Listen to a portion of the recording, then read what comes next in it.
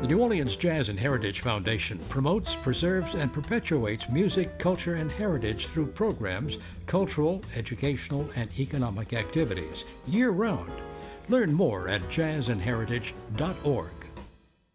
This program is brought to you in part by the Eugenie and Joseph Jones Family Foundation, a local foundation proud to support education, the arts, and culture in the greater New Orleans area. The Chicory House Bistro at the Rink offers breakfast and lunch daily. And now a new bar upstairs inside the Garden District Bookshop, 2727 Britannia Street at Washington Avenue. Learn more at therinknola.com.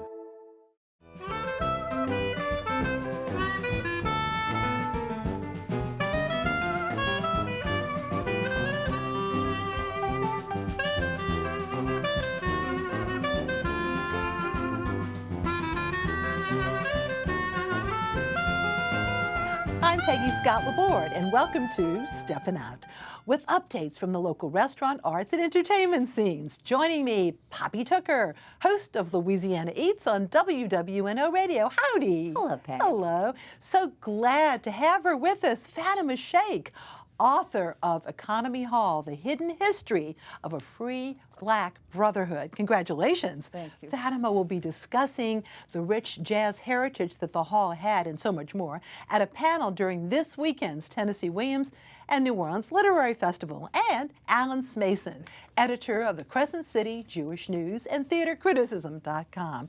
And Poppy, we have to sort of kick off, though, on a solemn note. Well, condolences to the entire Brennan clan, because they just lost Lynn Brennan, who of course was Lauren and Dickie's mom. That means that's Leslie and Geordie Brower's grandma, and Sarah and Richard Brennan's grandma, and the whole Brennan clan was there to see her off yesterday. And I just know what a loss it is. It's the end of an era to lose that Lynn Brennan. But anyway, condolences to them. And then we have to talk about celebrating, because that's what we do in New Orleans. And Hogs for the Cause is this weekend. It's on the UNO Festival grounds, and it kicks off tomorrow afternoon at 3:30 with Bacon and Wings Night. And if you've never been, it's so much fun, because there's almost 100 teams competing. And so even though the focus is on bacon and wings Friday night, you get to see these 100 teams like doing their cooking, doing their smoking, getting ready for the big contest the next day. Friday tickets start at $50. Saturday tickets start at $70, but you can get tickets for both days for just $99. And there's music on 3 stages, a special kids area. This is just like a big meat Mardi Gras. And of course, it's all for a good charitable cause.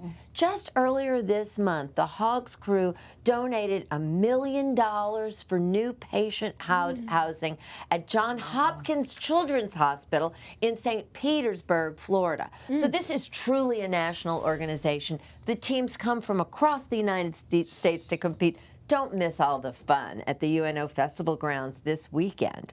And then I got to have such a wonderful preview of the immersive Titanic voyage experience. So remember Van Gogh and Claude Monet? Oh, well, you know, that's part of the fun of the whole thing. You can pose on the bow of the RMS Titanic. The entire experience from the time you enter, you're given a boarding pass of a real Titanic passenger who, at the end of your voyage, you'll discover in a memorial if they lived or if they perished in the sinking. And throughout the exhibit, look at that. I mean, haven't you always wanted to stand on that staircase? There are more than 300 artifacts, and it includes the heart of the ocean, a replica of that from the Titanic movie. So even movie buffs, from the building of the ship to the sinking of the ship, you can experience the whole thing. You can experience the sitting, if you'd like, the sinking by sitting in a replica of a real lifeboat. But there is the true story is that I did a big Louisiana Eats piece there with the gentleman John Zeller, whose brainchild this is, because this is a grand dining story from first class to third class, which was actually created on the Titanic.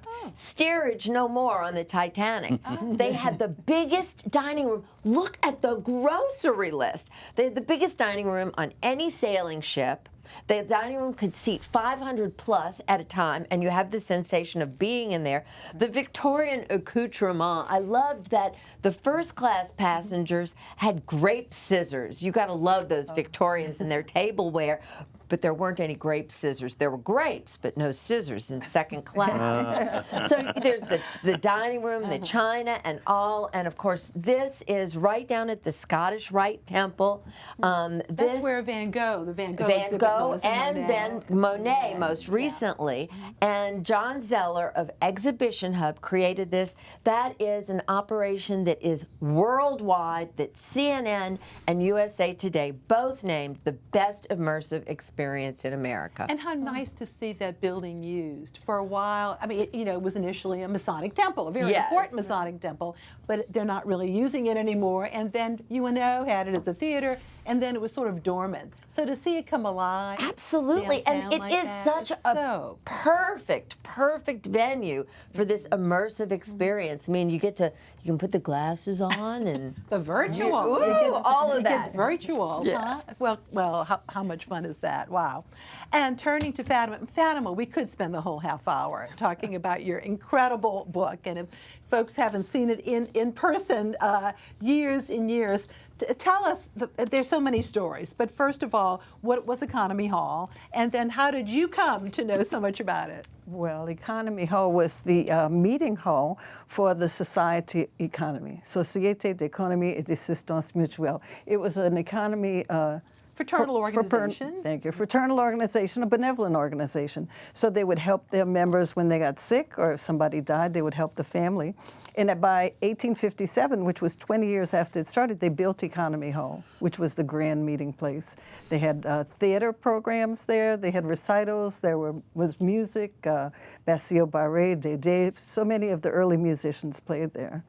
And this is in Tremé. This is in Tremé. This is on Ursuline Street. The back of the Craig School is the place where Economy Hall was. In fact, they had 3 buildings there. There was one across the street, a little shotgun house, a little house next to it, but then they built the grand building. Well, I mean, the history is so long, and it really lasted up until how long? Till 1965. Really, till 65. So, but we have to talk about the jazz. There's so many aspects, but the jazz importance of that, the fact that it would be used, either rented out, or the hall would actually offer these dances, which you would pay a little something, and they would have a band. Right, right. And on Monday nights, my understanding is that Kid Ory, who was also very much of a jazz pioneer, would hire folks in his band, and Louis Armstrong was one of them. Louis Armstrong filled in for Joe Oliver, and he played right there at Economy Hall. And in fact, some of the people who first brought Louis Armstrong out of New Orleans discovered him in Economy Hall. Of course, he had been playing around, but Economy Hall is where they saw him, and they got that sound. Well, it was incredible to learn more about the fact that I wasn't ever sure where the Streckfus family and Fate Marable, who hired him to work on the riverboats, exactly where he had seen him. And indeed, my goodness, Economy Hall. It was in Economy Hall. And wow, Armand Piron, I'm a big fan of, who of course was another jazz pioneer of the 20s into the 40s. Right. And there was actually a connection, a family connection with him. Well, Armand Piron's uncle was Myrtil Piron, and Myrtil Piron was the president of the Economy Society. So the Economy Society had lasted from 1836 to about 1948. Myrtil Piron was the president around the turn of the century. And how do we know about all this? Well, that is the story too. The story is that my father found the journals of the Economy Society, and they had been tossed from the hall. A friend of his was helping clear out the hall because it was going to be sold, and he put them on a dump truck, and my dad picked them off the dump truck, put them in the closet. Dump truck? They sat in the closet for 50 years. Oh. So after 50 years, I had been a writer. I had written a few books by that time, and I was trying to figure out what to write next. I said, let me look at what we've got in the closet, right? That's what we saw. And they were all en français, huh? En français until 1926. So from 1836 to 1926, written in French. For the rest of the time, written in English and French, sort of in between. So I had to read them. Then I had to locate the people. But what was funny about it was some of the people who were in Economy Hall, their family names were still in my neighborhood. So that was one of the reasons why it was so interesting to me, because I said, well, I know the Rouzan family, I know the Bonneries family, I know these families, so, and they've been here since the 19th century. Here. And they're still here. Wow. Yeah. Well, we have the Historic New Orleans collection, though, to thank for publishing this. The Historic New Orleans collection published the book, yes, yes. I had a wonderful editor, and Kathy Mizell Nelson. Oh, my goodness. Kathy, certainly knew Kathy, her she's a husband. wonderful Yeah, editor, so know her. it was a really good experience. Yeah. Well, the other thing, and the non-musical aspect of this too, is of course we're talking about free men of color who came together, and many of them professionals, educators, in different trades, coming together to have these regular meetings. And it was a place, though, where there were lectures, seances. I mean, all these different uses. It was your general community center. Yes, right? yes. So. In the beginning, these 15 free men of color basically used it to meet, to have their meetings once a week. And then as time passed on, other people started organizations and they wanted to meet there, so they rented it out. The people who wanted the seances, the spiritualists, decided to meet there in the bottom room. That was very popular at the time. This was about 1857. 1857, 1858. You may have heard of Henry Louis Ray. Yes. He was a medium. He was a Civil War hero, a medium, and he was in the Metropolitan Police. So he was, wow. He had quite a background too. So he's in the book, but there were seances there were concerts, there were recitals. Maynard Nelson was a member, and Maynard Nelson ran a school. So his school children would come and recite, poetry and those sorts of things. And also, many of their members were involved with civil rights and there were pressing on and right. working towards that. There was some of the economy members pursued the first civil rights legislation in the United States. The court battles. Charles Sauvinet, who was a civil sheriff of New Orleans at one point, was refused a drink in a restaurant. And he took it to court. And he was the first man in the United States to win a monetary damage for not being served in a restaurant. So that was in the 19th century. So we think of civil rights as being in the 1960s. It was actually in the 1860s. Exactly. Now, we should point out, because on Saturday, you and I will be busy on Saturday morning at 10 o'clock, because there will be a panel discussion at the Tennessee Williams Festival this weekend in the Queen Anne Ballroom at the Montleon. And we, along with Randy Fertel and John McCusker, are going to talk about the neighborhoods where jazz thrived and developed. And of course, Treme was very much one of them, too. So for more details on that, TennesseeWilliams.net. So excited you're here. Thank you. I'm happy to be here. We're thrilled that you are. And I have just a few more Tennessee Williams Fest events I wanted to mention to you. It's so vast. The annual Tennessee Williams Scholars Conference, talking about Tennessee Williams, is at the HNOC Williams Research Center, 410 Chartist, and that will be held tomorrow, Friday, and includes a staged reading of letters written by Tennessee Williams' sister Rose. Numerous walking tours during the festival, including a ghost tour, Women of the Quarter by our friend Diane Honore, LGBTQ history, a tour on that, and a Tennessee Williams tour, of course, right? Also at the fest, over 30 panels. Among the writers featured, Pulitzer Prize winner Michael Cunningham, and author and literary critic Maureen Corrigan, mystery writers Gillian Flynn and Laura Lipman, John Pope, Kalamu Yasalam, Morgan Babst, and many, many more. And a full day of local music at the Toulouse Theater. This is something new. We've been doing Drummer and Smoke at the Palm Court, and sadly that closed recently. So it's going to be at the Toulouse, and featuring the Slick Skillet Serenaders, singer Layla Musselwhite, and Alexis and the Sanity. I love the name of that band. TennesseeWilliams.net for more info on that. And now, Alan. Well, ever since the final Stella and Stanley was heard last Sunday, wafting over from Jackson Square onto the Pontalba apartment, we knew instinctively that the Tennessee Williams New Orleans Literary Festival was here, or at least wasn't far away. This is a photo I took last Sunday of the immediate past president of the festival, Lawrence Gobble on the left, Gregory Gajou on the right, the new president, with executive director Paul Willis and publicist Rain Dugas in the center there. Among the many theatrical offerings this year, there's a gay my take on the film classic Harold and Maude. It's called Harold and St. Claude. But upcoming on Saturday night is one wicked show starring Tim Murray. Yes, indeed. It might be better said that Tim Murray are witches, because he pays homage to Elphaba that you see there from Wicked, but also to Angelica Houston as the Grand High Witch of all witches from Roald Dahl's The Witches, as well as the Sanderson sisters. You remember Bette Midler from Hocus Pocus, and even Sabrina the Teenage Witch. This show has won several awards, including a sold-out run at the Edinburgh Fringe Festival. That's coming up on Saturday night. Also, Rhys Johansson directs Seeking Asylum. This is a dystopian, futuristic look at immigration and how admittance is based on answers to key questions. The cast includes the amazing Kathy Randalls, who portrays one of those seeking asylum, and Gina Root stars as an interrogator at the border. You can see it all play out tomorrow night at the Twilight Room on St. Claude Avenue at 7 p.m. But don't go far away, because hold on to your wigs and bustiers. Next up at 9 o'clock is The Night Fiona Flawless Went Mad, written and directed by Trey Ming. Among the stars is your old friend, Poppy, Laveau Contraire, from your Drag Queen Brunch book. She'll be joined by Prince Octavian, Betty Titler, and many others. I guess when Fiona went mad, it was a real drag. Ooh. Okay, finally, tomorrow night, it won't be, again, finished until Kitten on the Keys performs, and that's going to be called Langue du Chat, which literally means cat's tongue, which I guess is from the expression, cat got your tongue. So anyway, that'll all be at the Twilight Room. You can see all those exciting shows and lectures, as you just mentioned, Peggy, at TennesseeWilliams.net.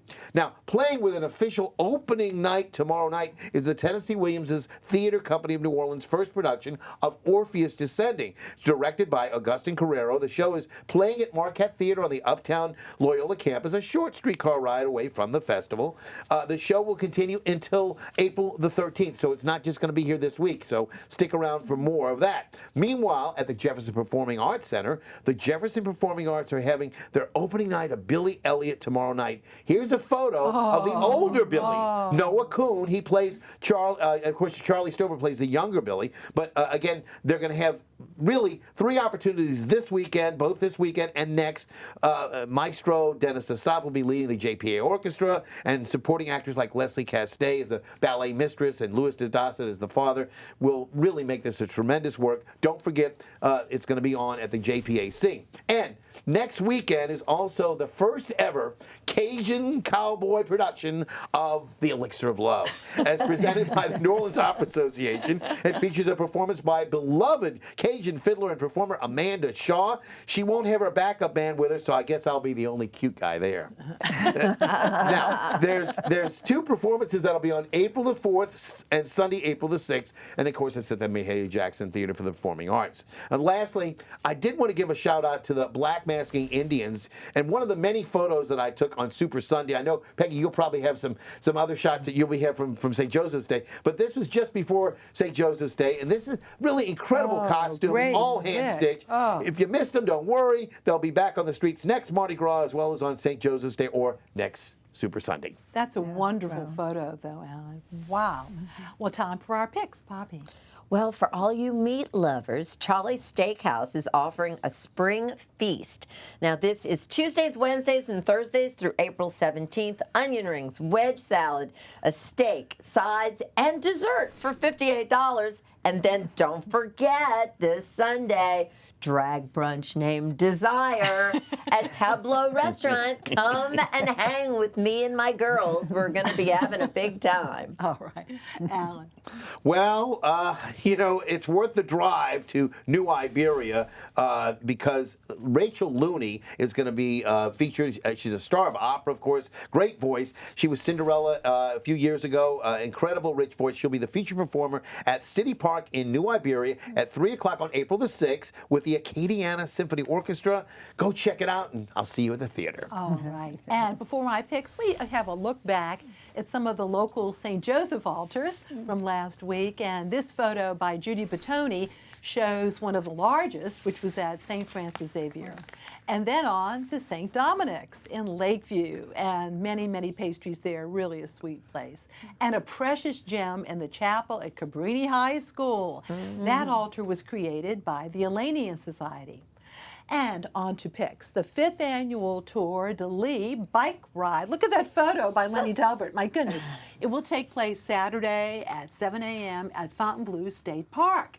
And this year's ride is in memory of longtime and very missed news anchor Eric Paulson, who passed away from cancer. There are various length races along the Tammany Trace, activities and live music, and Tour de Lee at tourdelila.org to sign up. And supporting the Cancer Association of Louisiana, of course. WYES will celebrate the launch of its newest national cooking series, Louisiana Coastal Cooking, this Saturday with a launch party and tasting at the WYES studios. You can see the first episode, meet some of the chefs in the series, and then taste some of their dishes. Tickets are $30 and available at wyes.org/events. The series premiere is Saturday, April the 5th at 9 a.m. at WYES.org, WYES TV, and our apps. And it will also begin airing in other cities across the country. Congrats to director Terry Landry, executive producer Jim Moriarty, and the entire team. And weather permitting, the Congo Square Rhythms Fest will be held Saturday and Sunday. NOLA Jazz and HeritageFestival.org for details. And on Saturday at 2 p.m., in honor of Women's History Month, Dr. Antoine Jasmine will host our treasured queens, talks by local women's leaders and including our mayor. At Choice, the event place in La Place. Bring memories and photos of women in your life. And we have some more program notes. The WYES documentaries, A Conversation with Tennessee Williams in New Orleans, will be shown on Saturday at 5 p.m. And Literary New Orleans will air Sunday at 10 a.m. And now, though, we leave you with scenes from last weekend's Stella shouting contest. First place winner was Samir Allen, who you will see at the very end of that. And special thanks to photographer Jonathan Evans. And thank you so very much for watching. And good night. Thank you. Thank you. Welcome to the 39th kickoff of the Tennessee Williams New Orleans Literary Festival. We kick this off every year with a stabbing, screaming contest.